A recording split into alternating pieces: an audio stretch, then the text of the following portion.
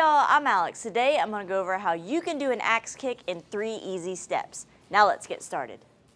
Alright guys, now let's break down this axe kick. The prerequisite kick for this technique is going to be a stretching kick, which looks like this. You just swing your leg straight up and down. Once you practice that, let's break down the axe kick. Step number 1, you're going to drive your knee up bent as high as you can.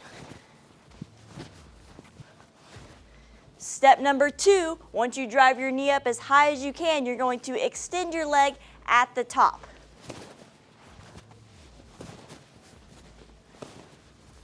Step number 3, once you get your leg extended up towards the top, you're going to snap down into the kick. And that's 3 easy steps to doing your axe kick.